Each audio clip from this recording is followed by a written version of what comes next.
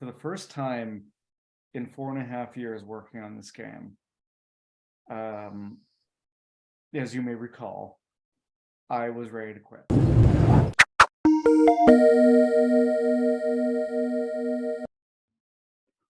Yo, G. Mr. Blair, so we just recorded another podcast, didn't we? We did. It's been a while. I It's know. been too long. This one is interesting, just because I was sick. I'll get into that in the podcast. I apologize in advance to everybody for just kind of like just coughing over Blair during his, rambles, if that's My what you want to call rambles. it. Yeah.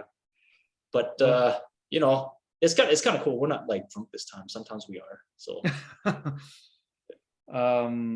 this episode, I think, well, so we talk about MagFest. We talk about the feedback we got from the judges at MagFest. And Kids of Karendow will be at MagFest this year. We got off the wait list. And so please come and join us there if you're interested in both MagFest and indie games in general, and just the whole music and gaming and music sort of stuff, because it's a lot of fun and the people there are amazing.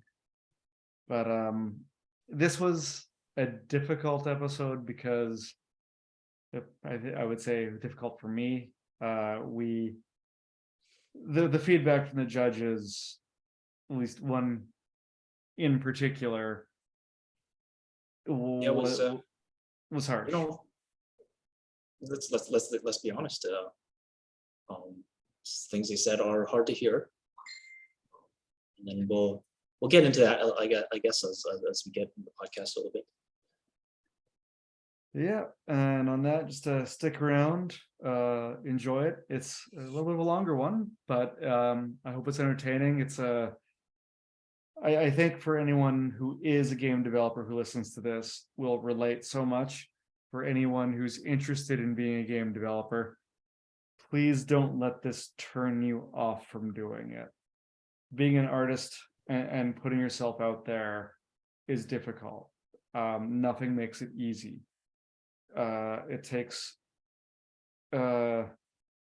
strength of character in some respects. It takes a tenacity. It takes just, how would you put it, Gary? I'm not being very articulate. Well, I will say this. Like during the podcast, you get pretty raw, and that's okay.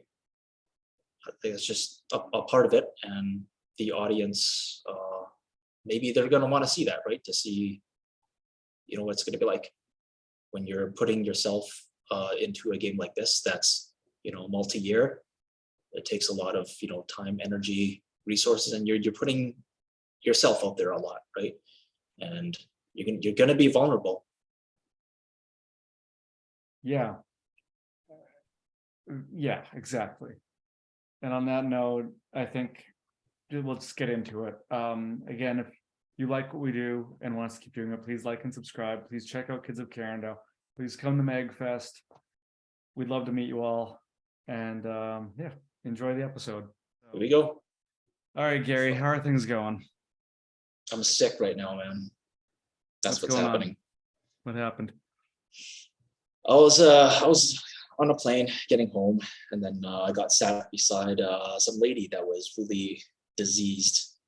She was not sounding good, man. Like I sat down, everything was fine, and then she was just coughing, just hurling phlegm almost everywhere. I look over and damn, I'm trying to lean over to the aisle, trying to escape. There was an empty seat right beside me on the other side, but the stewardess ended up sitting there, so I had to sit beside this lady for the whole flight. Luckily, I kind of dozed off, I guess, for most of it, but then I woke up and I started feeling it in the throat. That quickly? Yeah, I was probably starting to get sick prior, but I'm just gonna blame her just because it's fun. All right, okay. Yeah. So you got lots of stuff going around right now. Yeah. But how you feeling? It is what it is. So are Feeling pretty sick or? Well, I'm still kind of feeling the throat, but other than that, like I feel sort of fine. Maybe a little bit tired, but we'll see if it develops into other symptoms tomorrow. You never know. Well, hopefully not. I hope you feel better. Yeah, I'm hoping this is the end of it and I don't start getting chills or whatever. But the immune system is going to do its thing, so let's just let it do its thing. So, how's stuff going with music for the game? It's all right. This weekend I'm gonna kind of continue working on the Wheelcrest song. Okay. So that's the piece of music that plays when Elmo's backstory is playing out. I think I should be able to kind of loop that up, and then I'm gonna move on to the AI towers. Sweet. Thoughts So- on I guess the prototypes that I've sent you. Feel free to be candid. It's all good. So the AI Tower and Willcrest, I like them both. I need to listen to them again to give you more feedback. But the initial prototypes that I've heard, I've enjoyed. Yeah, look, when I got back to Edmonton, I was listening to AI Tower song again, and it's kind of felt like it was starting to head in a bad direction. So kind of want to get that fixed up this weekend. All right. Well, I'm going to overlay that music a little bit when I edit the podcast here, so people can hear okay. the Yeah, prototype. Sure. So we had Play NYC, and we have MagFest coming up once again, and Play NYC was actually a lot of fun. I thought it was going to be the last one, but that was a misunderstanding on my part. It is the last one where Dan Buchko is the CEO of Playcrafting. He's leaving Playcrafting and looking at other opportunities. As I don't know what he's doing yet. He didn't say. I don't think he's made up his mind, but he is leaving Playcrafting. And after 7 years of running the thing, I imagine he's tired. It's been a long time. I think he wants to move on to other things. But what else about the Playcrafting experience? So Gumbo basically bought up a booth or several tables for the event. So it was me and Valentina shared a table, and then there are a few other people from Playcrafting showing their games there too. It was actually the first time that I've played Unwound, which is Valentina's game. And I know we had on the podcast, literally the last episode that people would have seen. And her game was really good. It's really unique. I like the idea that you play as a ball of yarn with googly eyes that rolls around the world, and it's like an adventure RPG platformer kind of thing. I think that's the way I'd describe it. I don't know how she would describe it, but the exploration element, the puzzle element, sort of like your ability to upgrade your body by finding like these weird doll body parts. Like you can add an arm to your yarn ball, and it gives you some extra abilities. And you can add like legs to your yarn ball so you can jump higher. It's kind of like fairly abstract in that kind of sense, like abstract art. But it is super cool. Like the visuals in the world are very, very pretty. The play mechanics are nice.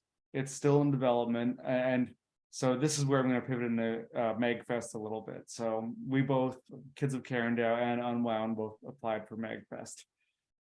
We were both waitlisted. We got off the wait list, and she unfortunately is still on the wait list, but I'd love to see her game make it into MagFest, because I think it does need to get that audience, because I think MagFest would be incredibly kind and supportive for that game and help like, because the feedback you get at MagFest is always constructive and kind. It would help, like much like the feedback we've gotten, it would help her improve her game too. Yeah, that's awesome. It actually sounds like a really fun game, and Yeah, it's it's developing unique. well. It's developing well. Sounds like. Absolutely, and there's a few other podcast attendees there. Well, so Kati, who is Andrew's wife from Cell to Singularity, was there. Andrew was not there. And we also had Kinsel Studio there, just Jordan. They were showing their newest game that has just launched on Kickstarter, Undermine. I did a quick review of it on our bonus episode that I posted about a week ago. It's a lot of fun, and talking to Jordan was pretty enjoyable. The game is pretty cool, so I want this podcast to air while their Kickstarter is still running. So everyone should check that out and support it because it is going to be a really good game. They are asking for a hefty $50,000 on Kickstarter. I honestly don't know if that's possible on Kickstarter anymore in these days, but that is what they're asking for, and I hope they get it. I mean, it's live for a month, so we'll see what happens. Hey, well, you got to aim high. You got to aim for what you need, right? Absolutely. Hopefully they get it. So, I guess in terms of Play IC and the audience for Kids of Karendow, do you want to talk a little bit about that? And so there were RPG fans there. Absolutely. Typically when we go to an expo, you and I, from our own experience, will have people play the game for, like, the RPG fans will certainly play for 30 minutes to an hour. Nobody played that long here. One person played for 30 minutes and they made it to the squid, the first boss in the game. do you think the fact that this Play NYC was a one-day event and somewhat short played into that a little bit, whereas MagFest was I think so, yeah. multi-day, and people MagFest and had more of a 20 chance to, Yeah, I think the condensed timeline for the event, people wanted to go around and consume everything that was there. And there were, I didn't get a chance to play a lot of games there, but what I saw there was certainly intriguing. We were approached by a publisher. What were they called again? They're one of the physical publishers that create physical copies for games. It wasn't limited run games, it was another one. I will post in the description once I look it up again. Yeah, let's just invent a name right now that we can just bleep it out later with the other name once you figure it out. Yeah, I'm not editing that much, but yeah, anyway. The thing is we're not ready. Like they're looking, and it would be great to like have a physical copy of this game, but Kids of Karendow is still several years out and we don't know what consoles we're going to be launching on. It might be PS6, it might be the next Xbox, it might be the Switch 2, whatever it is. But it's not going to be any of the current generation consoles unless we're incredibly lucky. But that's I think that's a bit of a pipe dream at this point. So other than that, like, did this publisher actually seem interested in the game in any fashion? Yes. Or they are particularly interested in RPGs. They seem to have an affinity for that. They also talked fairly significantly to Valentina because her game is an RPG as well. So okay, yeah, they're very interested in RPGs a lot. And these people liked it a lot. I want to get into the MagFest stuff, but I know you do.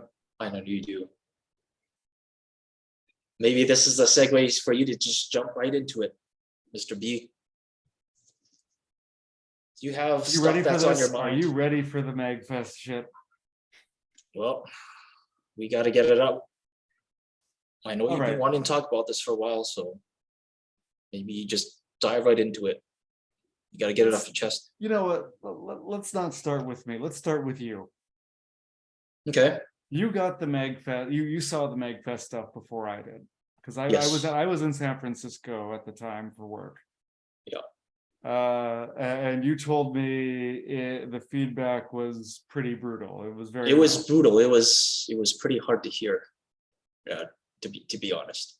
So what was your reaction? This is the first, so for anyone who's listening or watching, this is the first time Gary and I have spoken in quite a while. And this Yeah. is all raw. We haven't talked about this face to face at all yet. So everything you're about to see or hear is going to be Candid. just the raw and candid emotions from our Yeah. experience from this.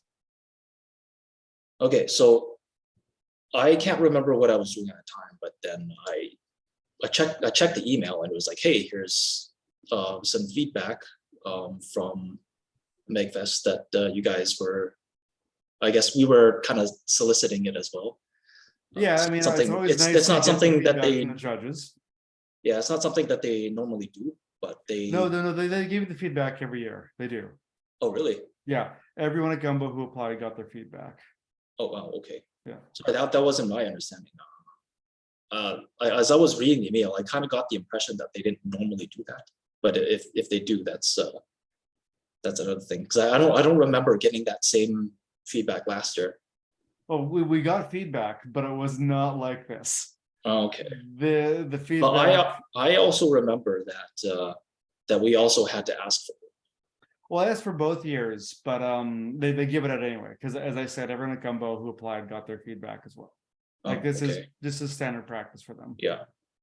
I don't know. Yeah. So, anyways, I read through the email, and it was actually quite a lot of stuff that was said about the game, and not all of it was necessarily nice, I guess. Well, a lot of things that were kind of hard to hear in terms of,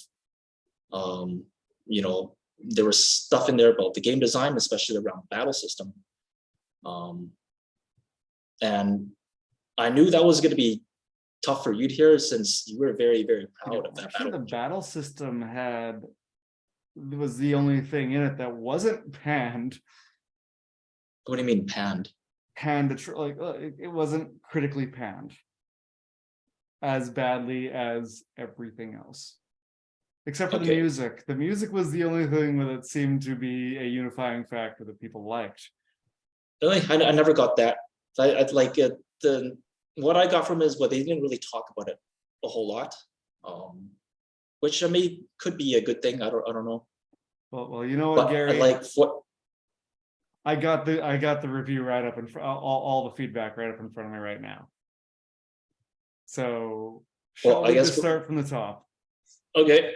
All right. So now we had 1, 2, 3, 4, 5, 6, 7, 8 judges provide feedback on it. Most of the judges provided fairly short feedback. I would say 7 of the 8 did. And then one of them wrote a novel. So we'll start with judge number 1, and then we'll skip past the novel and do 3 through 8, and then we'll circle back to the novel.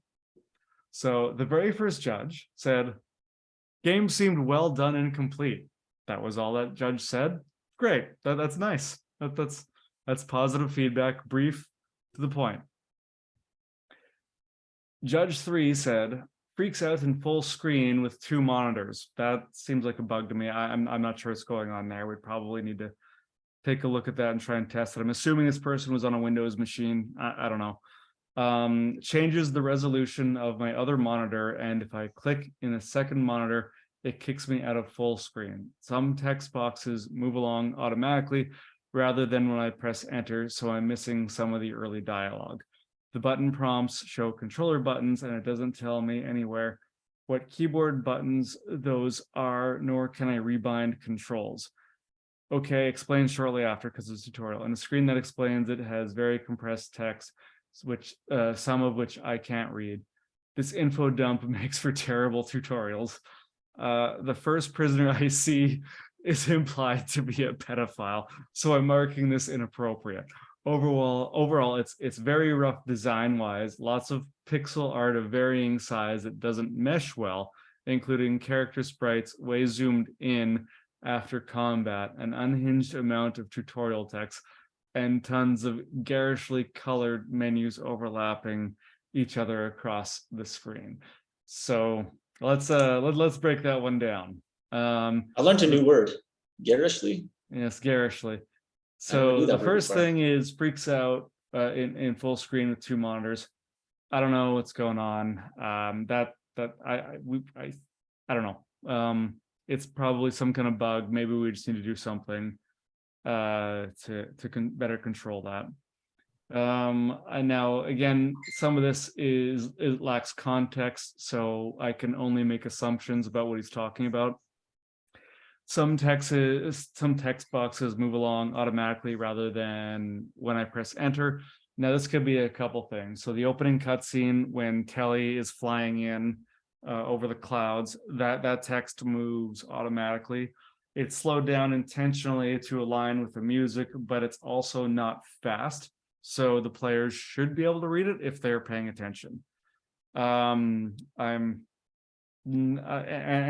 if he's talking about when you get items and the treasure information pops up and it goes away on its own, yeah, that's true. But that's not something I plan on changing, or I think we should change.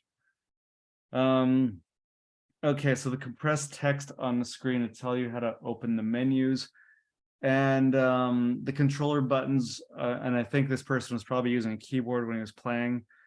I need to take a look at that. That's probably a bug, because I think when it switches from the title screen to the opening cutscene, for whatever reason, it pivots back to gamepad controls by default until the character uses her keyboard.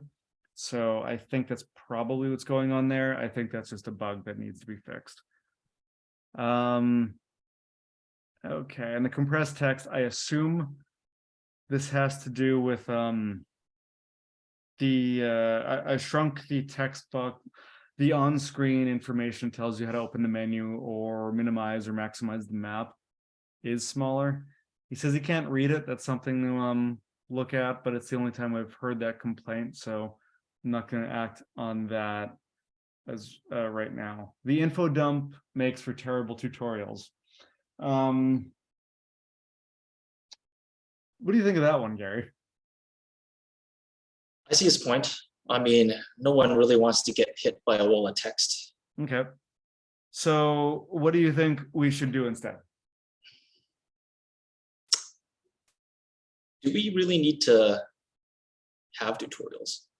I mean, is this game, do you feel like a lot of people don't know how to play it? I guess when they first pick up the controller and just start playing it. So, I mean, like I know like our experience from MagFest and in Too Many Games, some people went in there and took a look around, but most people just kind of got it. So tutorials are the bane, I think, of any game developer's existence. You want to make a game that is intuitive and you provide the minimal amount of information as possible on how to play. And ideally you can have a tutorial system that guides you through, that's intuitive and it's organic, basically. Burgle's Bounty, when we were building that game, went through several iterations of tutorials. And I remember at the beginning of that game, it was kind of similar where there was a lot of stuff people had to read. But I think the way we landed it later was it was just a little bit of a hand-holding kind of thing where you just show the player one thing at a time. And that seemed to work well. No. Okay. So the thing is, what I've learned from making games, either people get it or they don't. So I watched people at expos on Burgle's Bounty go through the tutorial successfully. And then we throw them into the wild to play the levels out the hand holding. They're like, what do I do? And then I've seen people who don't need the tutorials at all and just get it right away. It's I don't know. So the other option is, so what I did for Kids of Karendow, why I did it this way, because before I didn't show the big box, like the big tutorial text boxes and throw all that stuff at them. All it did was it said, there's new tutorials available for you. And then told them where to go to find them. We could go back to that. I'm happy with that. But what I found when we were too many games at MagFest, people would go in that and then still just get lost in the tutorial menu. So instead of doing that, I just put it up there, gave them the option to skip it. And that's not uncommon. Like I'm playing through Xenoblade Chronicles 3 right now, and I played the other two. Xenoblade Chronicles is actually notorious for for big boxes of tutorials that like that is just their thing. And I chose that method for this game as well. And Ease does something similar as well. And it's like, kind of in my mind, it's like, I'm throwing a tutorial at you, so you know that it's there. I don't care if you read it or not, but if you need it for later, you know where to find it, and you know what the information is. I don't care if you read it. If it's a minor if it's an inconvenience for you at the start of the game, okay, yeah, it's annoying. Is it going to turn you off from playing the game? So it's a balance. It's like, Well, I'll tell you what. Usually, my experiences with playing games, I usually would skip the tutorial. Yeah, I usually skip. I don't care. Yeah, I like to learn how to play the game as it is. I don't worry too much about whether or not at the beginning of the game they just just simplify it until all the mechanics get taught to me throughout some sort of weird tutorial like in Burgle's Bounty. What I really hate is like, because the other thing I was thinking about doing, which was a lot of work, is like, okay, your first combat, we're gonna teach you how to play. And it's like, it would keep pausing. It's like, okay, the action indicator meter is moving up, and I'm gonna like draw an arrow to it and say, when this hits this spot, this means your turn is ready. And then when that happens, like, okay, now choose attack, and it's the only option in the menu you can pick, and then you have to go and attack. Like, it's in the way, right? Yeah, it's in the way. Like, there's no difference between you doing that and you having to figure it out yourself. Yeah, so I would rather just like, and this isn't the first time someone's complained about the tutorial, and it won't be the last. They complained about it because I was already doing that at too many games, and a few people complained about it, and I basically said, you can skip it. I understand what you're saying, but it's there so you know that it's there so you can learn how to play. Like that's what I'm going for. It's like, you know it's there. Read it if you want. Don't. I don't care. I don't know. What's your take? Well, my take is I don't want anything at the beginning to, I guess, obscure my experience just because I have to read a lot of stuff. Like like I said, my personal thing is I just want to get into it, and then if I struggle to learn it, then I struggle to learn it. But that's okay. So would you rather, for someone like me, I guess, would you rather us go back and remove the tutorial cutscenes and just say new tutorials available, go look for them in the menu? I don't even know if I would even put that. I think we just say it once that there's going to be tutorials in the menu. This will get updated, and then that'd be that. It's either that or, I don't need a big text box to tell me that. I don't mind that it's like a little thing in the corner that says, hey, new tutorials available. It stays up for like 2 seconds. And what's the compromise that you would accept when, for a lot of JRPGs, this is common practice? Which is what's common practice? The fact that you just say that there's tutorials available. No, the massive tutorial boxes, what we're doing now is common practice. I'm copying what other AAA titles do. That's why I did it. Mm. Well, I don't know. It's there. I would prefer the most least intrusive thing, but if that's what people are used to, then that's what people are used to. Right? Well, I don't think anyone ever likes tutorials. Let's just be honest there. So do we just not care and just like, okay, you don't like tutorials, I don't care, you don't like tutorials, you know that you're there, play the game, do you enjoy the game?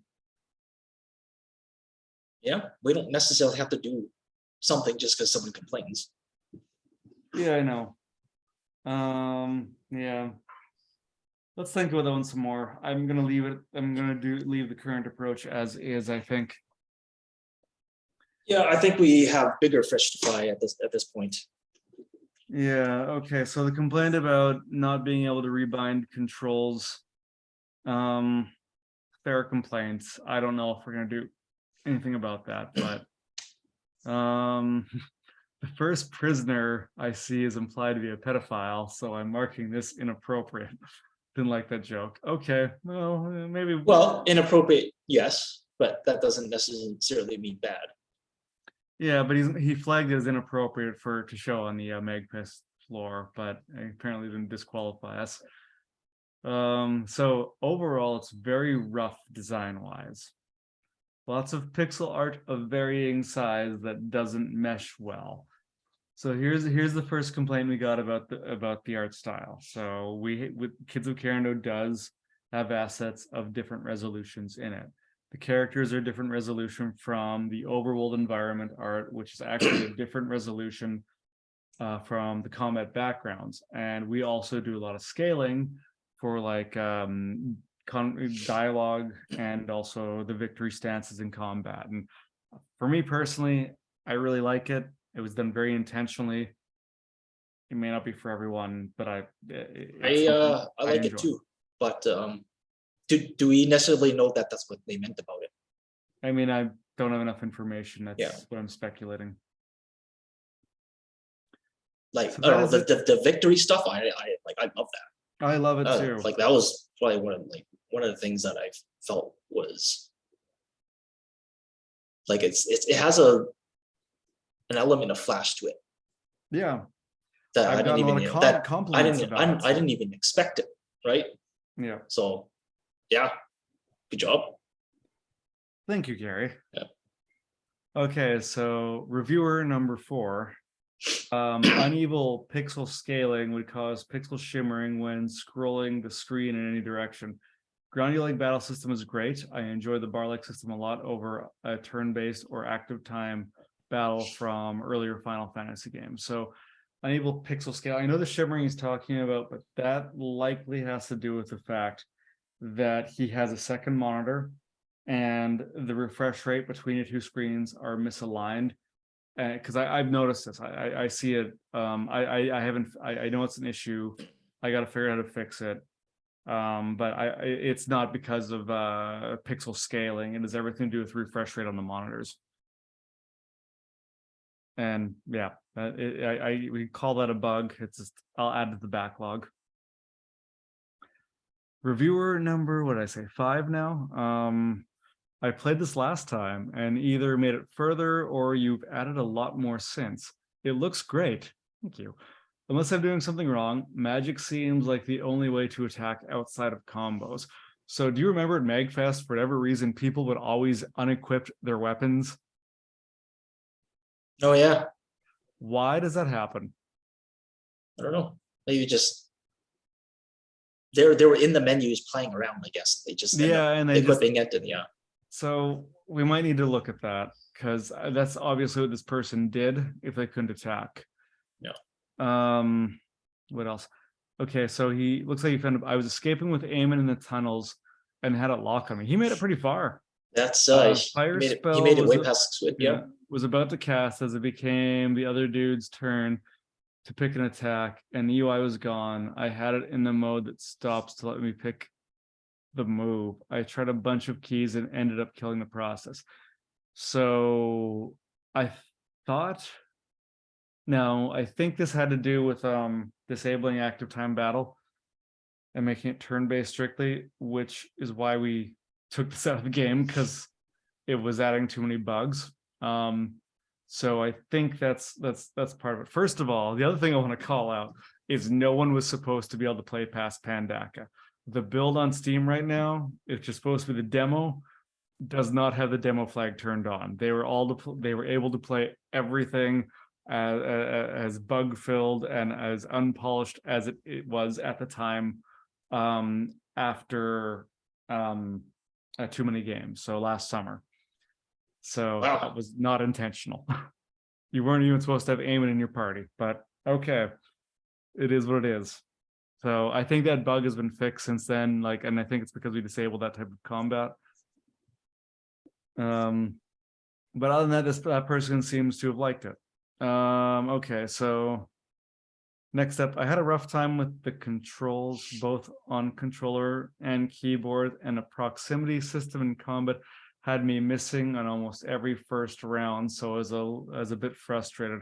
Overall, an RPG with toilet humor, not everyone's cup of tea. So that complaint about having to run up before you and missing on your first attack, I heard it play NYC. So what I think I need to do is rebalance the combat in Pandaka so the enemies all start up front. So you can hit them with the first move without having to run up and take 2 turns.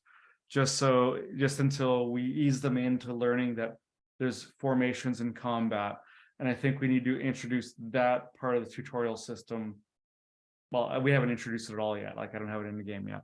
But I think that's what that's about, and that's fair feedback. So does that kind of veer away from us just letting the player figure it out? Yep, it does, because that person clearly didn't figure it out. Yeah, I'm sure if they played long enough, they eventually would. I have no idea how long this person played. Yeah. Next one. So this is review number 7, looks like. Game looks to go for some kind of flavor of Stick of Destiny / Borderlands with the art and tone, which kind of landed, but it's honestly a really tough line to toe and managed to be entertaining and not just bad. 30 minutes I played, it was a combo of cringe and some chuckles. So the humor was kind of yes and no for him. I want to love the art. Some of it's beautiful, but I think some of the assets are either still in development or just didn't get enough love. So that's subjective. I would love to hear more about what he's talking about there. Game outside of combat could use some additional visual clarity. So again, what does that mean? Some audio assets, combat victory, for example, appear to be missing. And now I never want to do combat victory. Do you want to do combat victory music? I think the best compromise is to do maybe some victory chimes of some sort, but not necessarily a track. Does that make sense? Like you win, you'll make some pleasant noise, very similar to you winning a slot machine type thing. But I don't think it's appropriate to do another track. Yeah, I don't think it's appropriate either. Yeah. Because I love keeping a combat tune on there when we do the victory, and we got like the close-ups with the like line scrolling back. I think some sound effects or chimes probably be the appropriate thing to do. So what do you think? Yeah, I mean, come up with something nice and quick, like not like quick in terms of like short. Yeah, maybe a tongue wagging noise or something. A what? Sorry, nothing. All right, Gary, you're dirty. Yeah, I know. Okay, gameplay could be a fun pseudo Tales of Symphonia homage, but didn't seem to be incredibly well balanced for interesting challenges. Overall, I want to like it more, but it's certainly not bad. So I comment on the balancing of combat. Well, the game is not done. Like it seriously needs to be rebalanced. I've known that for a while. It's just not high on the priority list. It'll get done. So this is before we read the novel, this is the last review, and this one actually was the second longest. So I did encounter a significant issue that I described for the dev below, but it was over half an hour in, and not everyone will do what I did. So I'm not sure how much it will affect the performance at MIVS, being the MagFest Independent Video Game Showcase. The graphical style is a bit strange, kind of like it can't decide between HD and pixel art. So it's a weird blend of the two. So we've had 2 comments about the art so far, but it doesn't bother me much. I feel like the swear words are unnecessary, but beyond that, I mostly enjoy the dialogue. Okay, let's stop there. So let's talk about dialogue and should we swear stop? words. Should I remove them? Should we also do what other TV shows have done and make our own swear words. Oh, that's an interesting. I thought about it because the Yeah. swear words bother Gerald too. So Did they feel like there was too much, and then they were just swearing? Sometimes I think the swear words just make it seem more human. So with like what I'm going for when I wrote for this, or when I am writing for this, it's how do college kids behave? What do they do between the ages of 18 and 22, 23? We're kind of immature. When we're hanging out with our friends, we're very close with them, and we're, shooting the shit, shooting the breeze, and kind of being immature, but also it's supposed to be like fun. And yeah, you're gonna curse. That's really what I was going for with this. It was supposed to be that kind of camaraderie that you had when you were in university / college. All right, so I think it makes sense in that regard, but I think if you insert it too much, like that's like, let's say if it's every second word, I think like as an audience, it might be off-putting. So I think if we're gonna do it, that we got to do it somewhat tastefully in that regard. But it's something that I actually never even thought about. I've had people, but other people are thinking about it. So I guess I've that's had people. This isn't the first time I've heard complaints about the swearing in the game. Now, is it necessarily just between certain characters, well, or are you? What it is, it's like, how would I respond in some of these situations? Am I gonna, not swear when something bad is going on? And that is sort of what I was. That's where my mind was as well. It's like, Yeah, it's not necessarily something that I want to change just yet. I think like when I play the game the next few times, it will be something a little bit more mindful of that I wasn't previously, if that makes sense. Like I think like when I play this game, I have to, maybe not think about certain things and focus on elements like that. And then there's going to be sometimes I'm going to play a game where I have to maybe ignore that and focus on other things. And I think that's just the reality of, I guess, when we're playing through this game, that we're going to have to try to look at certain domains more than others during certain playthroughs. And it's tough to do, right? Because I think because when I'm playing a game, I'm looking for bugs. Yeah, I mean, I'm playing through, as I said, Xenoblade Chronicles 3 right now. And there's swears in that game. Like, they don't drop the F-bomb, but they do. I'm pretty sure shit was used in it, and just other, but I don't think the F-bomb was ever dropped. I mean, that is something we do use in Karendow, so. Yeah, something to think about. Yeah. Maybe we do, invent their own cussing language, and then that would soften it up for the audience, but still get the message across. But still, stay true to who the characters are, right? So make it like Battlestar Galactica, it's been like almost 20 years since. At the same time, though, I don't know if that necessarily lands well either, right? Some people love it, some people hate it. Yeah. Like, we're never going to get everyone on board with it. So it's going to be like, if they don't like it, they'll ignore it, kind of thing. So the next thing this person says, the music is pretty good. Great. Did they say that? Okay. They said the music is pretty good. So then he says, or they said, I don't know who it was, but I enjoyed the game. I enjoyed the time that I spent with this game. It's a bit rough around the edges, but I would imagine creating an RPG is just a mind-blowing amount of work.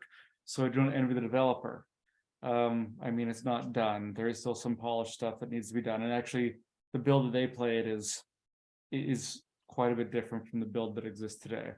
So notes for Dev. After escaping the prison and regaining control in the second area, sorry, I don't remember the name, outside Pendak, I went to the right instead of left, there was nothing intended there, and wound up on the overworld.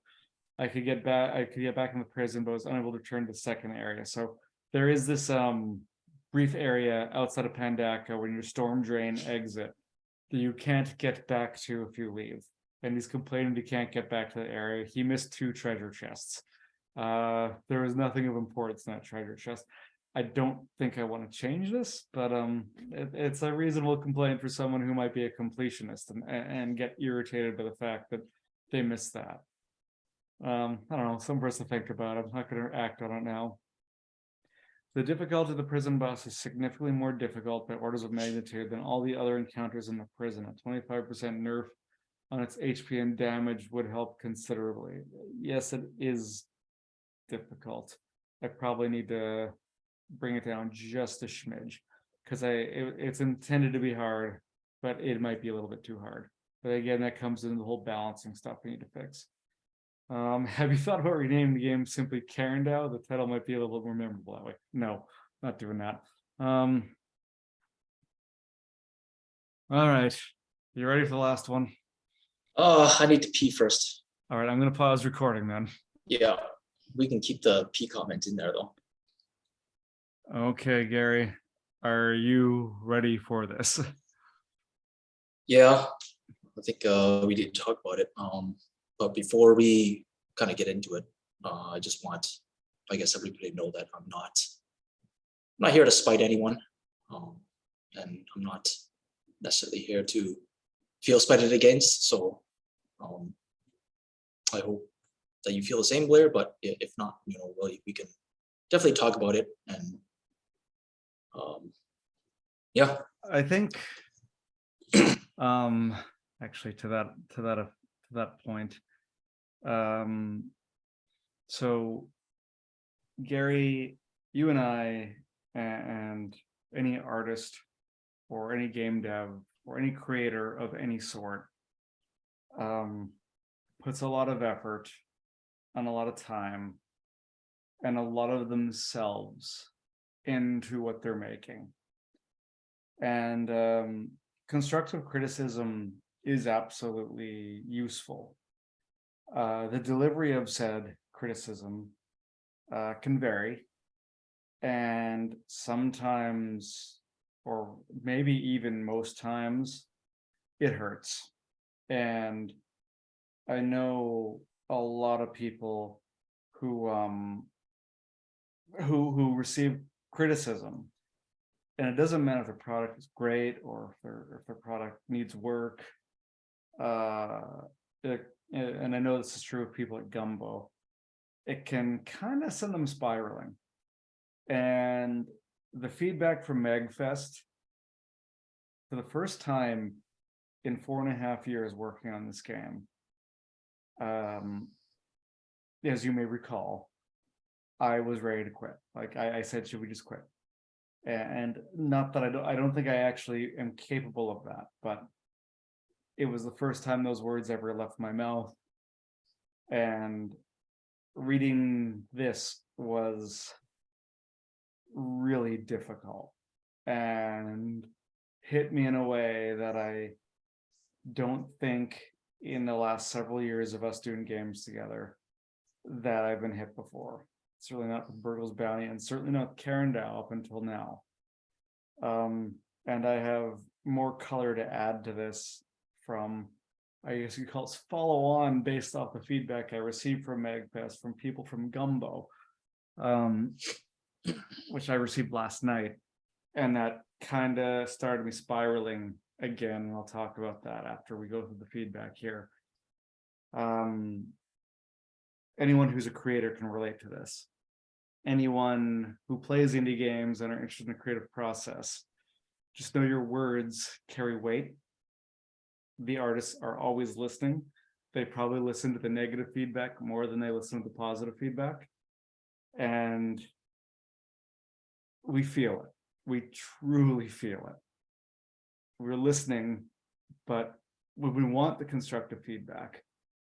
But please remember, we're human, and we put a lot of sweat, blood, and tears into this too. So be kind.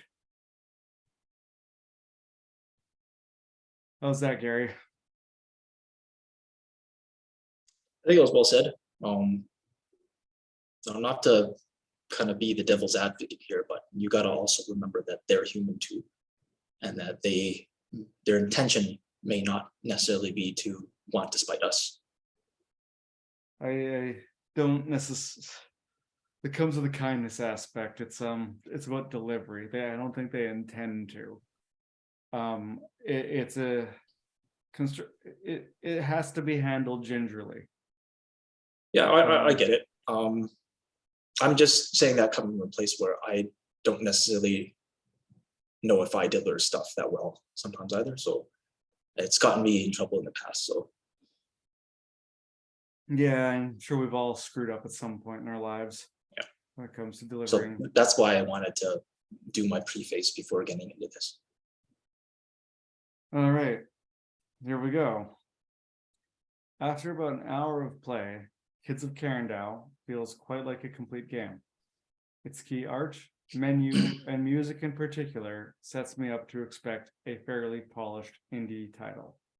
To that end, it's easy to say that it's ready for the show as far as demonstrability is concerned. That said, I walk away with negative feelings about the game's quality in general. I have provided some constructive criticism that will hopefully be of use to the game's creators. It has some interesting design choices in terms of the combat system, but not all these choices work well together. At the start of the game, you're given a lot of options for how you want the combat to play out. In some sense, I feel that the problem of what is most fun is left to me to decide, rather than the designer of the game figuring that out. For example, the inclusion of battlefield positioning is very cool, and I like action turn-based combat. Unfortunately, using the combat menu to pick from different combat actions is slow. Pausing right there. That's been fixed. Moving on. It is usually most efficient just to pick attack, since you'll waste less of your turn time to do the default action. Each time I want to do something more interesting, I feel punished for using the slow menus to navigate to them. Again, fixed. This is especially true if my choice is to move, something that automatically occurs if I queue up a melee attack right away. So this has been something you and I have talked about for a while, and we've observed, and we weren't sure what to do with it. What do we do with the move action in the game? It's a carryover from the original Kids of Karendow. It was all about giving yourself buffs and debuffs based on your positioning on the play field, and the same is true in this version of the game. What we've done now is what I've done is I've actually removed the move option entirely. You now have the choice to defend. Defend used to be an option as well. Now defend will allow you to move around the play field, and it automatically then just goes into the defend action. So I've combined those two options, and I think that's an appropriate compromise and gets us out of this box where people want to move and then attack, because I've observed that a lot when people have been playing the game.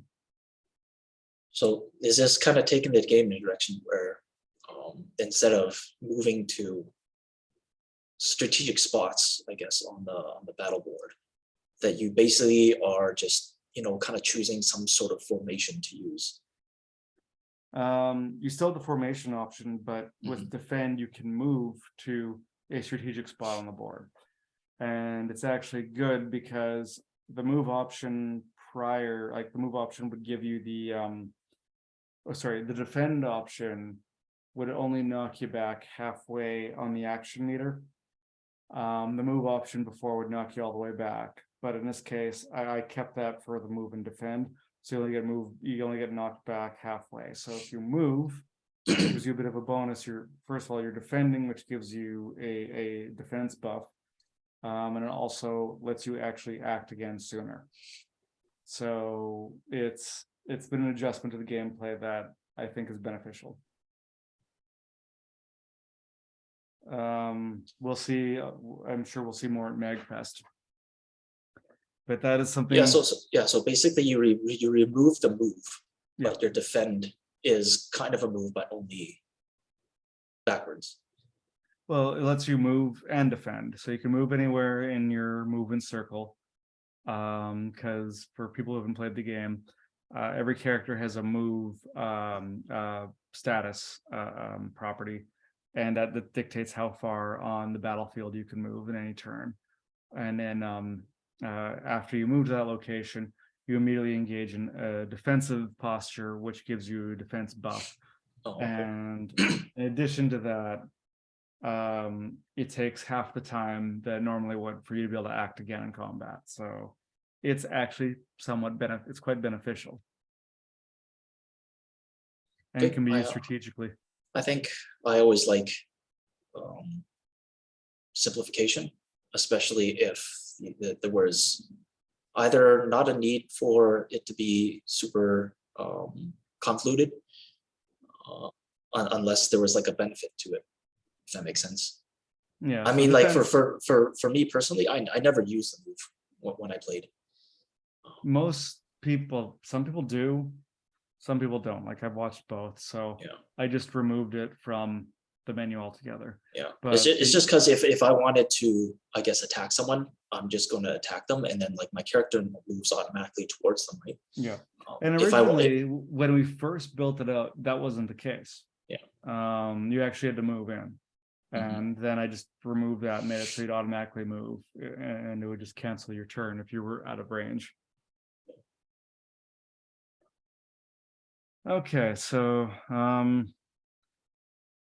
okay. All right, so I do have the choice to turn off action turn-based combat, so I can just focus on picking the most effective tactics, but then the pace of combat ceases to matter as an element of the excitement. Well, actually, you no longer have that choice anymore. So that's also an irrelevant comment anymore. I do expect the game designer to confront and resolve these conflicts of priority and enjoyment, rather than just handing it to me as the player to prioritize what I find most fun. Well, now that comment is Is that the one that hits you the most? I feel it's subjective. So, especially with an RPG.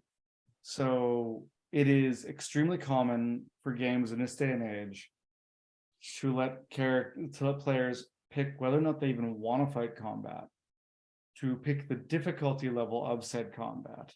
And our game, until we removed it because of all the extra issues we had to deal with, was the first game that also allowed you to pick between turn-based and action time battle systems. And I'm still disappointed that we decided to remove it, but it was the right choice with respect to game engine stability.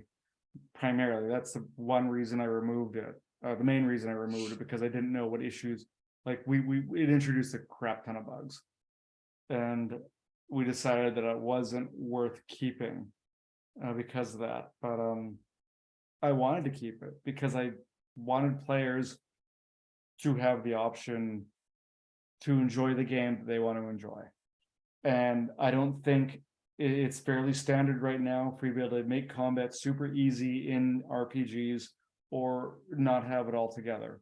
This is an evolution of those options, and unfortunately it's not on the table anymore. This person's comments, I think, are subjective, their own opinion, and they don't have the right to tell us how to make our game in that respect. I guess one thing that needs to be said is that, yes, it is their opinion. They weren't necessarily telling us how to do it. No, he literally said, I expect, his words, I do expect the game designer to confront and resolve these conflicts of priority and enjoyment. Maybe I read that wrong then. Handing it to me as the player to prioritize what I find most fun. So that's interesting, because that is standard now in every RPG, to allow you to pick the difficulty, and even if you want the combat on or off. And Kids of Karendow lets you do all of that, and we did remove the turn-based combat, unfortunately. But again, I wasn't happy about doing that. So this next paragraph from him is it carries on from that. But first of all, did you have anything else to add? No, I'm just actually quite intrigued that, like, I read stuff very differently than you. in a sense that I tend to like skip out on a lot of those things. Like And I in read term- this like I read yeah. this like 15 times now. So anyway, it is popular among game fandoms for casual players to make suggestions with the comment, just make it an option whenever there are design drawbacks. That may seem fine to some, but this is the approach Kids of Karendow has taken, and I'm left as a player not understanding at all what the intended combat experience is, and what I played was a mixture of either too simple or frustratingly slow in the menus. I strongly recommend the developers of Kids of Karendow select some defaults that they believe in, which actually there are default values that were set, but they just had to pick. And closely tune the game to make sure those feel great and always play as intended. And then allow people who want to deviate from the default to do that on their own. That's literally what we do, knowing that they're playing the game in a fashion that was not tuned. As it stands, it doesn't feel tuned to any particular experience. Now, subjective, and like I fully acknowledge that the combat does need tuning in general and rebalancing. Like it's not done. I mean, that's why it's still in development. But anyway, this person seems to have strong opinions, which I don't agree with. Thoughts? I'm still kind of intrigued that I think like it kind of feels to me like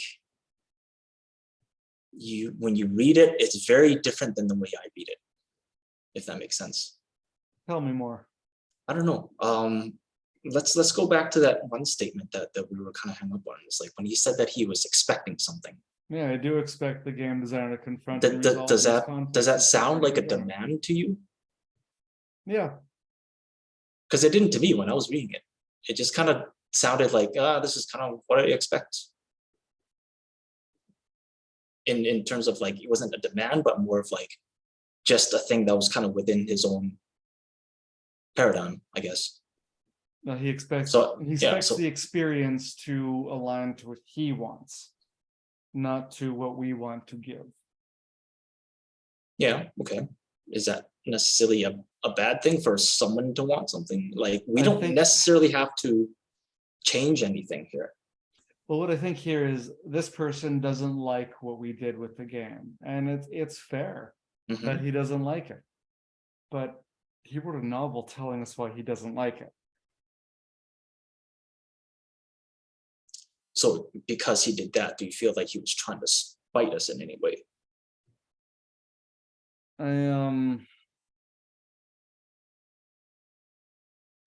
I think his tone should be softened.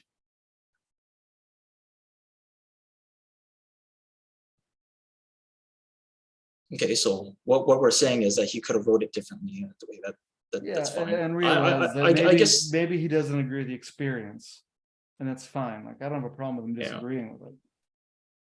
But telling me to change the game is something I do disagree with. Tone is, I guess, in itself subjective. I mean, that's just it. I mean, you're right. I mean, he might have. Like I never got the feeling that he was sitting there. It's like, oh, I'm gonna like just like brutalize this game that I played. I never got that feeling, but it could just be me. So because then he is listing a series of grievances. Like that is what this is, a list of grievances. And especially in the wording, like, so literally the very next paragraph starts with next. Regarding the level design, at first I was happy with how much open exploration there was and the generosity of the rewards you could earn for exploring. That is what I was intended. However, the layout of the levels was often confusing. I see this is subjective. I need to know what he was talking about. The presence of unopenable chests goaded me into fruitlessly exploring for their keys, which I must assume only become available later, which felt like quite a waste of time. Again, standard RPG thing. There are tons and tons and tons of games that have things that are shown to you extremely early on that you can't do. That you come back later, assuming you want to do 100% and complete the game. You don't have to.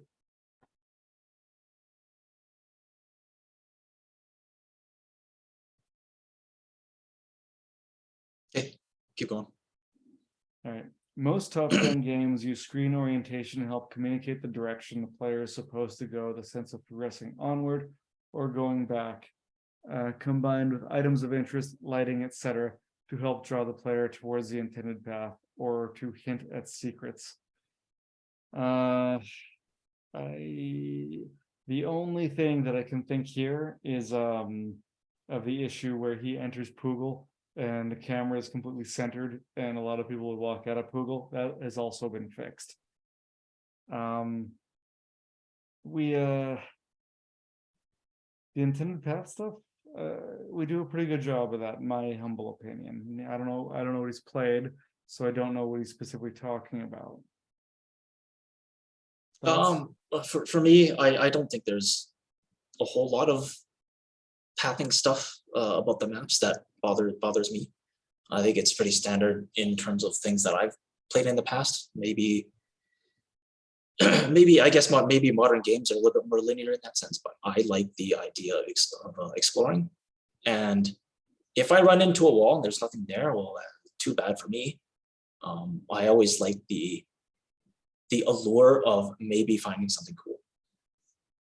As do I.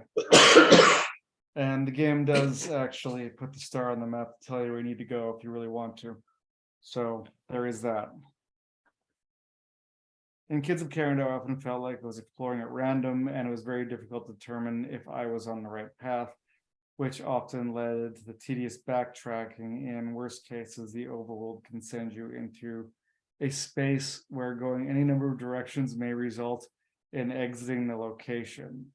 So that's kind of weird because you can't exit the overworld. So he's probably talking about exploring Poogle and returning to the overworld. Okay, so that was probably a poorly worded sentence on his part. No visual indicators existed for where the player would be leaving the area, and the layout of the area itself didn't communicate where would lead to further exploration. To summarize, locations are functional but don't feel like they've been designed with the intent or flow that makes each level feel engaging. Reapproaching the level's designs with a perspective that prioritizes a good flow through it would dramatically improve the exploration experience for players. So sorry, I didn't mean to no be worries. coughing over your Okay? speech there. Yeah, just So the last sentence, reapproaching levels designs with a perspective that prioritizes good flow through it would dramatically improve the exploration experience for players. So I feel like the only thing he's really talking about here is the fact that the camera always centers around the player and it's not clear when you're going to exit a location. That's been fixed. That was a complaint that I've known about for a while, and I finally prioritized fixing it. So that part could be just a carryover from complaints from an old build. But the way he words this makes it seem like the levels, the areas are horribly designed. At least that's how I interpret it. that's the idea of reading a bunch of text, is that we don't really know what their intention of what they want to say is. So next I must comment on the game's tone and writing. I need some water. Next I must comment on the game's tone and writing. And here is where I think that maybe we do need to make a change in the way we talk about the game. It describes itself as Final Fantasy with toilet humor. I think we need to stop describing the game like that. I think we need to just change that entirely. So do you think that had to do with the way that our own kind of the way we ran the game? Is that Yeah, I think it does, because we are thinking of Kids of Karendow of 1998 through 2000 when we made this when we were 15 years old. We are now 40 years old and they're trying to remake a game from her childhood. I don't think this game has a lot of toilet humor. I mean, there's some, but I think it just has humor. I would like to brand this kind of as Seth MacFarlane style humor, because I think that's more what it is. Like, Okay. I think the thing that if you want to compare it to another TV series, it most aligns itself with the Orville, which has some pretty serious storylines, but with just characters who, are kind of funny. Like, not funny characters, but they crack jokes and their personalities. Now I'm coughing too. Shine through with their humor. So Yeah, he but I was, think it's really all about how we portray these characters, right? We can't portray them as purely goofballs. and we don't. And I think like, they played a demo. They didn't really get a chance to get See the deep growth. into who these Yeah. characters are, right? Yeah. And is that kind of made me wonder, should we be revealing it at least a little bit more earlier on in the game? I like how like my gut reaction to that is no. No. You can't, you build these things up over time. You don't can't give them everything at once, because that just makes it uninteresting. Yeah, and I guess when I say that, like, I don't mean everything at once. Maybe just small glimpses. So he carries on by saying, sorry, cancel. There are small glimpses very early on in Pandaka prison when Elmo and Telly are talking about Antoinette And yeah, and their concern over her safety and what happened. Like, and yeah, that's what I got out of it. that was And the yeah, like if you intention. put that whole escape from Pandaka sequence in that context, I think it's all there. Maybe think he so was just too. talking. Maybe he was just talking about just the initial shock of introducing their characters. They just kind of seem to be like goofballs. Well, if he allegedly And played this for like an hour, maybe he should have seen more than that. But I don't know. maybe that's okay. The way we did it. It was just something that I never thought about until he said something. Let's circle back to that, because I want to talk about what happened last night at Gumbo. But let's get through this, and I'll we've got 3 paragraphs left here. So he continues, as a fan of Ren and Stimpy, interesting, and Conker's Bad Fur Day. I've never played Conker's Bad Fur Day. I'm on board with some toilet humor, on board for some toilet humor, but mixed with an epic traditional JRPG style story, it just feels tonally in conflict with itself. I don't know how he can say this when he's barely played the game. Our main character's first 3 lines of dialogue all include some degree of swearing, which is quite an edgelord introduction, and being a naughty teen, he's not a teen, seems like the only personality he has to offer. But unlike Ren and Stimpy or Conker's Bad Fur Day, there really aren't any jokes. He uses the word poo and swears, so it's potty words more than potty humor. Okay. I'm not going to say anything nice to this person about that statement.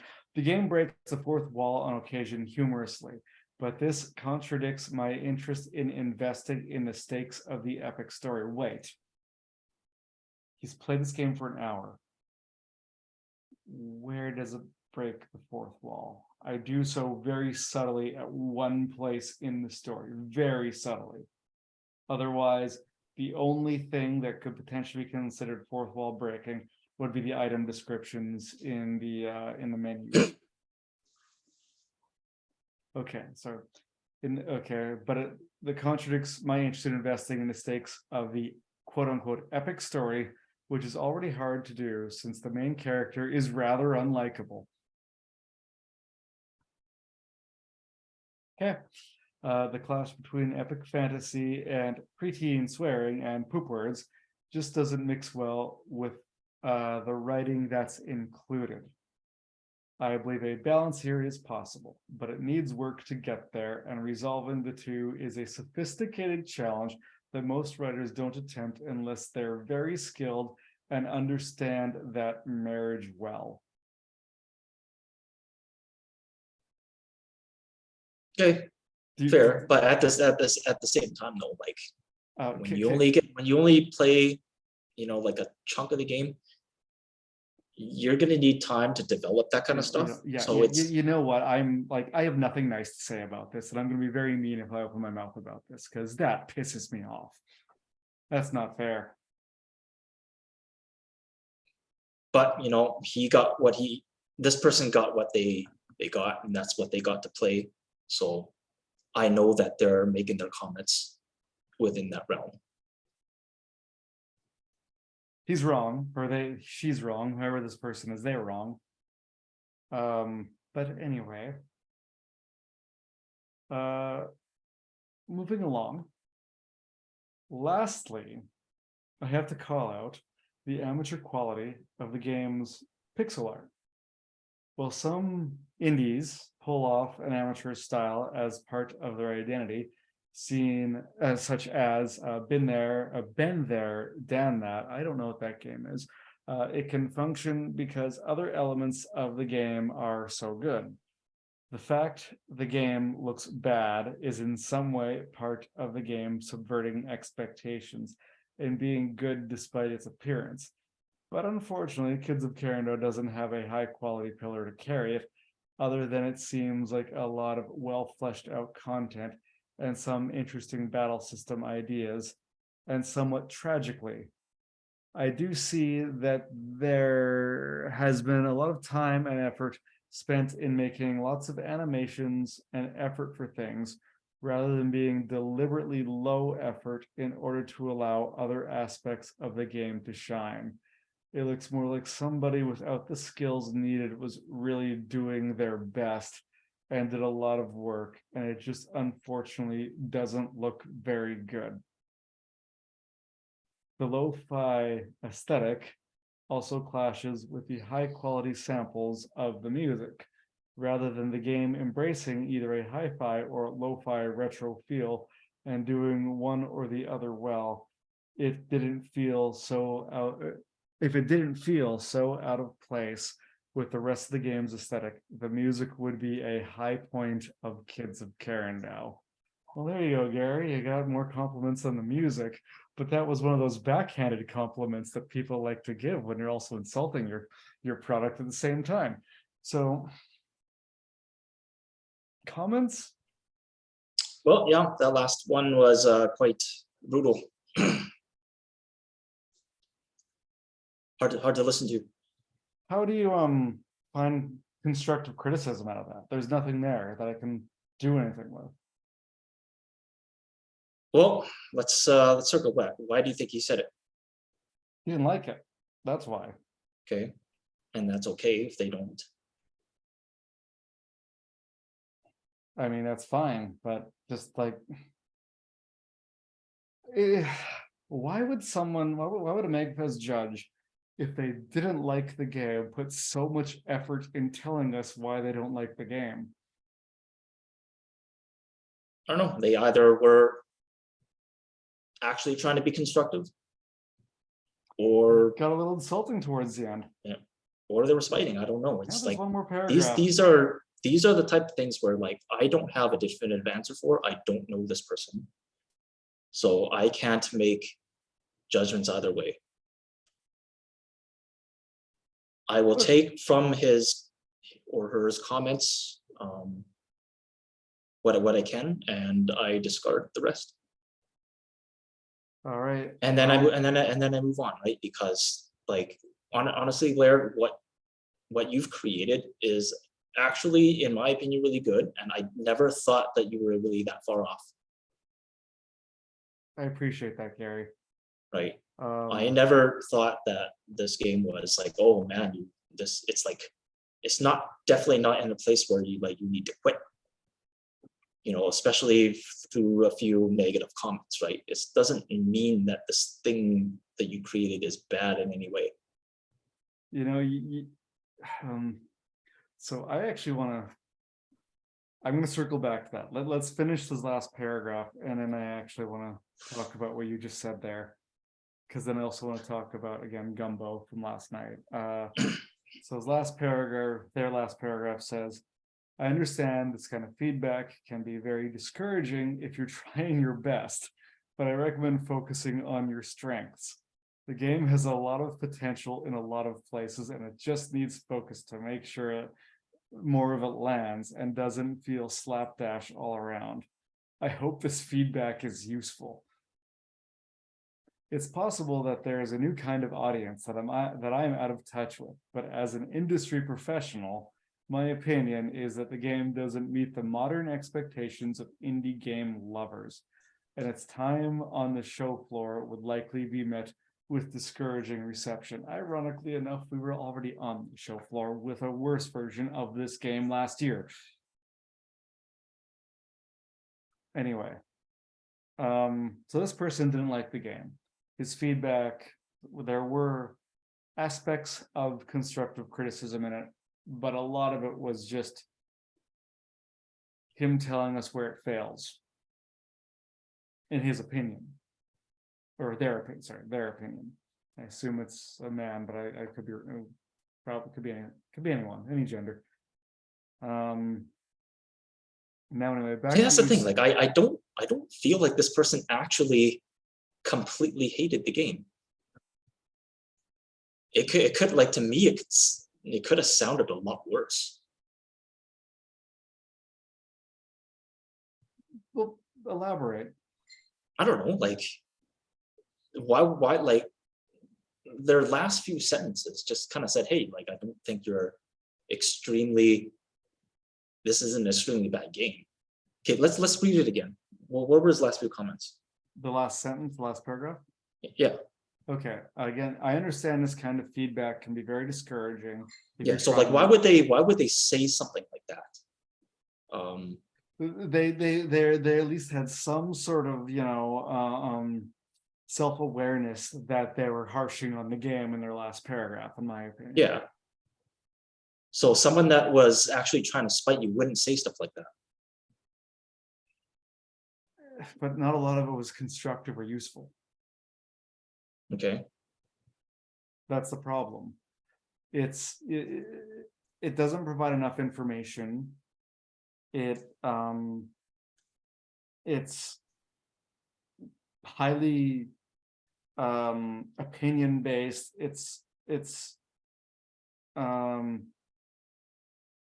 And everyone has opinions, and it's, yeah, and I think we should take from that what it is, in the sense that, hey, these are kind of things that some people will look at, and whether or not we choose to care about it is kind of on a different thing, right? But I don't think it needs to be a place where you should judge your own game that harshly to a point where you want to quit. yeah, we talked about that in a minute, but the last sentence, it's possible that there is a new kind of audience out there that I'm out of touch with. I think there is an audience out there. I don't know who this person is. They claim he's an industry professional, but they claim they're an industry professional, but what is that? Is he social media? Does he Who knows? I don't think I would hang on that too much, right? Yep.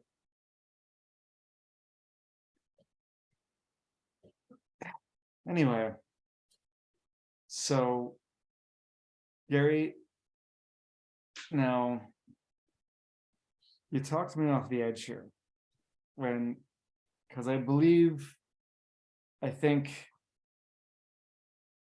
it was like Monday or Tuesday night of the week we got this feedback. I was reading it before I went to bed, and I was messaging you, and I think I just said, should we just quit? And then I went to bed. I was just really upset, and I just went to bed. And the morning when I woke up,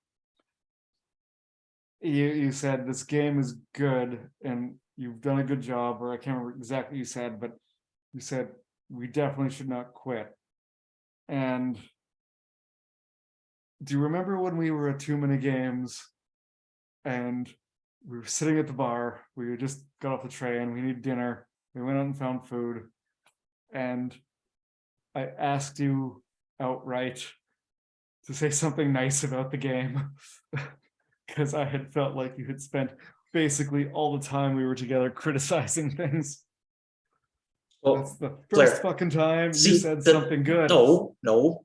I say good stuff about the game all the time. You just choose to only remember the bad times, the bad things I've said. I don't know about that. Oh, but I okay. 100% know. I say good stuff about all the time. I just think you're just ignoring that stuff. Well, I remember this and it stuck with me because I was at a very low point and you said you said it at the right time. But you talked me that's back from the I guess kind of the reality, man. Like, I think I say good stuff about the game all the time. I am pretty sure that I've said, "Oh man, that's cool, and and you're like, yeah, and then I say one thing I don't like, and you're like, you're a bitch. And I'm like, okay, I'd never call you a. I'm putting words in your mouth on purpose because it's funnier that way. You know what I mean? Yeah, I know.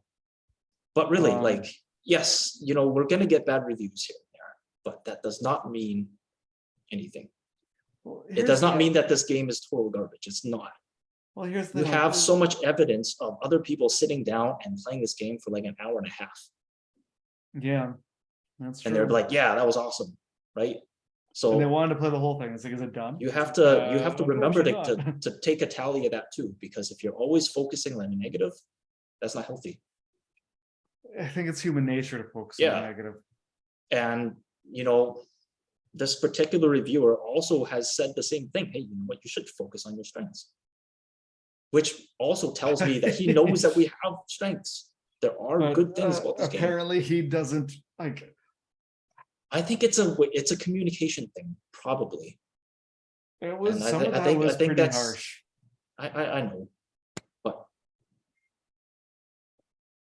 so the other thing we have is the feedback I got from, I'm not going to call him up by name. I hope I didn't already on the podcast earlier, but if I did, I'll edit it out. I believe you were telling me about this, that you were at the Gumbo mixer.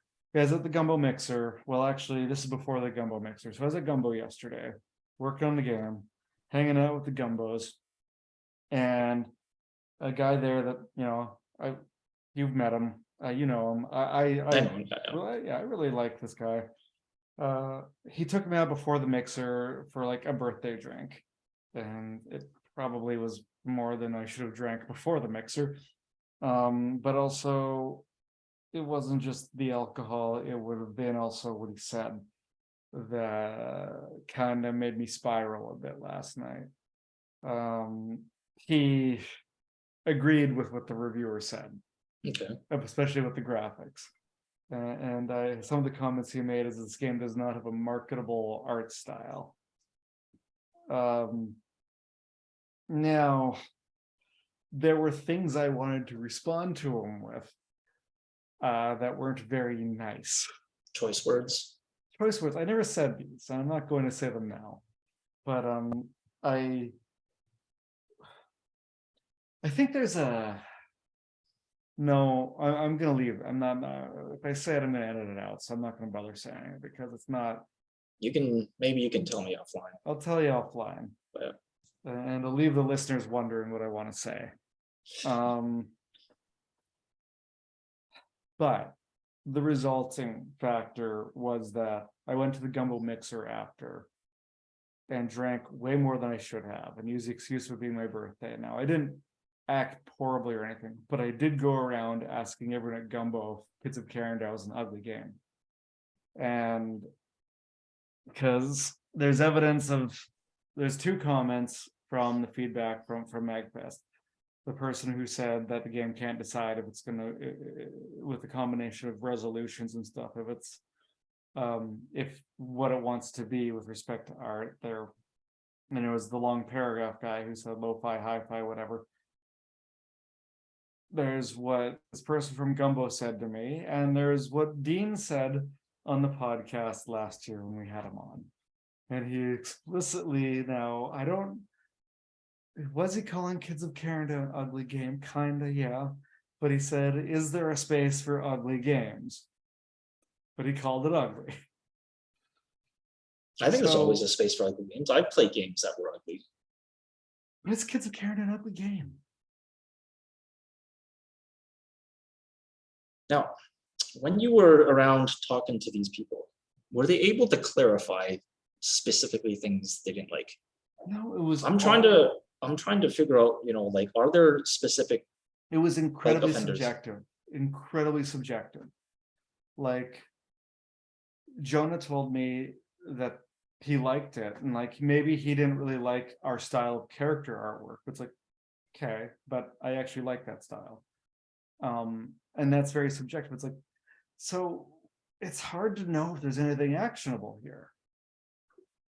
I think it's tough. Like, I think for me, I'm the same way. Like, I can tell you definitively that I think the character sprites are the strongest thing in the game in terms I think of so too. what looks good. And I think the environment art is getting better. Like, I'm not saying like the earlier stuff is the most done. There is still polishing going on in the environments as we go along. Like, I know that there's weaknesses that need to be addressed. Yeah, so if you were gonna say that you acknowledge that there's weaknesses, you acknowledge that you still want to polish stuff, then why do all these other comments carry so much weight? Because I don't know what the hell they're talking about.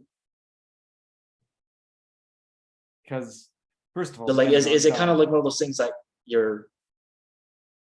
let's say you're not feeling great because you don't know what they're talking about, that it could be something that you don't have a handle on. Yeah, is it something I don't know about?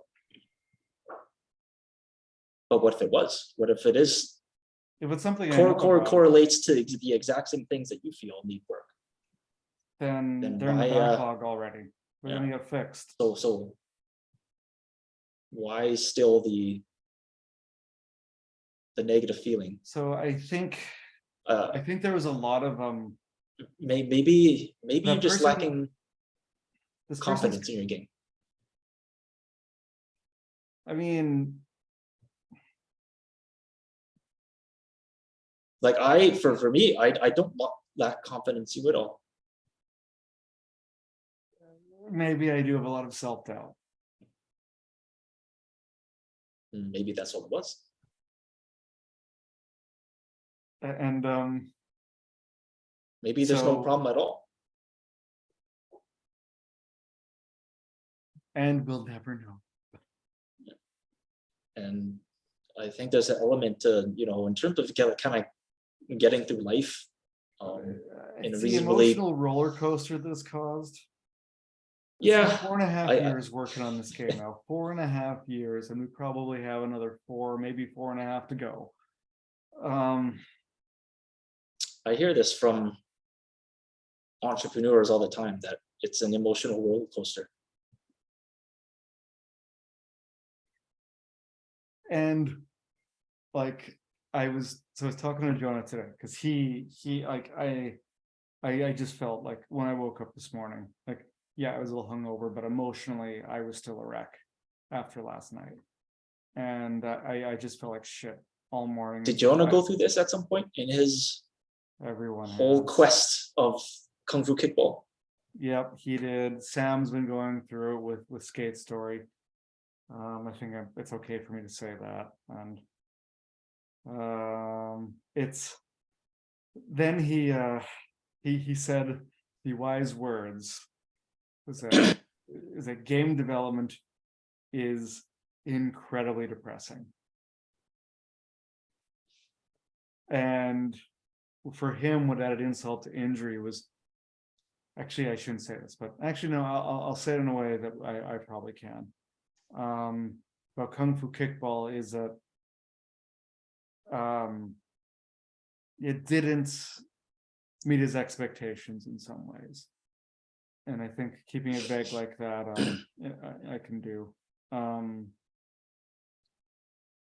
And he's having a hard time knowing what kind of time commitment he should put in a future project. He wants to he's got an idea for a multi-year project like what Kids at Karendow is, but he's scared a little bit because I mean, Well, you've said it before. It isn't just time commitment and financial commitment. You're putting a lot of yourself into it too, and you're putting all those resources into this one thing. And of course, you don't want people to say negative things about it. Of course, you want it to be successful. You want people to, talk about your game in some sort of meaningful way. It's hard, and like I see you going through that right now. It kind of breaks my heart a bit, but I am still very confident that you will pull through, and that you will create something that we like, and that we will find an audience for. And sometimes all you really need is one encouraging word to break through all the paragraphs of stuff that isn't.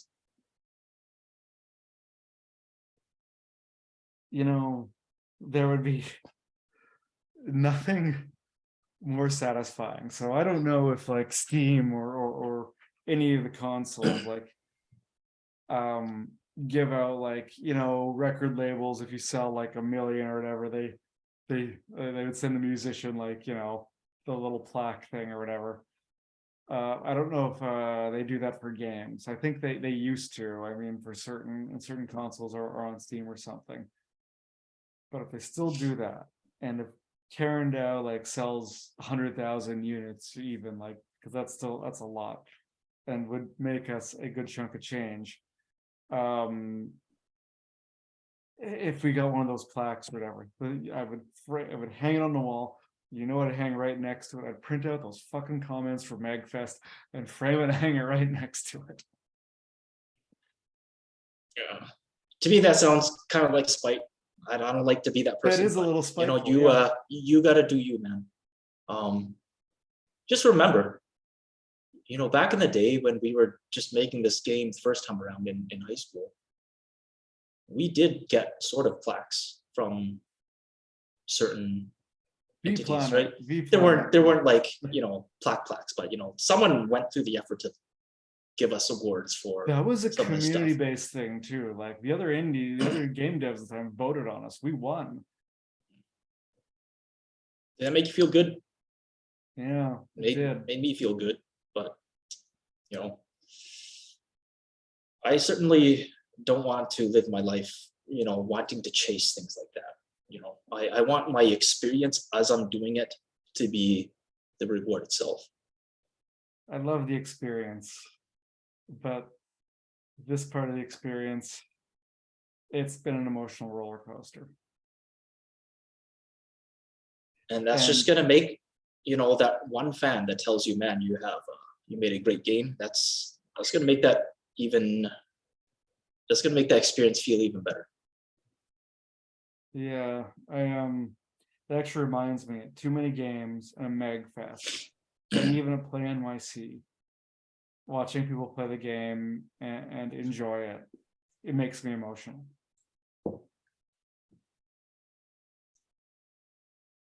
There are some cringy moments which are pretty funny. That's the best part. So I mean, I know that was.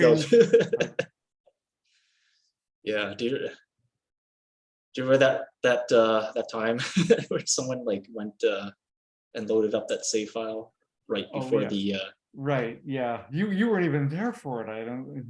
I know I was there for it. I just got up and ran away like a little bitch. So for anyone who's listening, when Gary gets embarrassed by the game, he gets up and walks away from the table. So he has. No, I get up and I go check out the other tables. Yeah, you get away and walk. You get up and walk away. There was the story goes, this guy came up and picked up like loaded a save file instead of starting from the beginning. And this save file, so there, and spoiler alert for anyone who doesn't want to hear this, but there is literally a part in the game where you need help from someone who's supporting the resistance against the government. And he's a gay lumberjack who takes a liking to one of your party members, who also finds the lumberjack attractive. So the two of them, Do stuff. get together. We don't show the whole thing. The screen This fades is to black. This is a carryover scene from the original game, because This is we actually thought it was funny. it was first time funny, and it around, still so- is. Well, we've actually made it far more appropriate this time around, because the last time it wasn't. This one was not homophobic. The other one was. But anyways, this scene made its way into the game. We kept it. Yeah, so the guy basically says, this person who played it, load the save file, saw the cutscene. As soon as the cutscene ended, he put the control down and walked away. I just burst out laughing. I actually can't remember if I was there or not. You weren't. I don't remember you being there. That was Okay, at too many games. You might have just told me about it after. I'm like, man, that's hilarious. Yeah, and then I think I deleted that save file or saved over it afterwards, so that would happen again. Yeah, good job. Anyways, I don't know, moments like that make it all worth it. Certainly do, I suppose. All right, so should we end the podcast? Yeah, let's end it, and then we'll record a preamble or something. All right, sounds good. All right, thanks all for listening. Gary, I think this will be our last one for the year, but I still want to do this next year. But I probably I want wanna to. Okay, if we're gonna be in Regina at the same time, I want to do at least some sort of recording in person or You want to do a Christmas special when we're home together? Christmas special. Yeah, we can like even record it while we're at like Stone's Throw or something. That could be fun. Stone's Throw is a coffee shop back home in Regina, Saskatchewan. Yeah, and we talked a lot about the game at that said coffee shop. We So, do. yeah. Yep. It's got sentimental meaning for kids of Karendow. And yeah, basically an entire game development life together. Yeah. All right. Thanks for listening, everyone. Please consider liking and subscribing. We love your support. Yeah, be sure to check out the game if you're around. Come see us at MagFest in January. And we'll be there. We'll have a game where you can come criticize the art to her face and whatever else you want to do, but nothing else. I hope you enjoy it, and I hope you enjoy hanging out with us in the podcast. And with that, Cheers see you guys and be later. safe. Cheers and be safe. Bye all.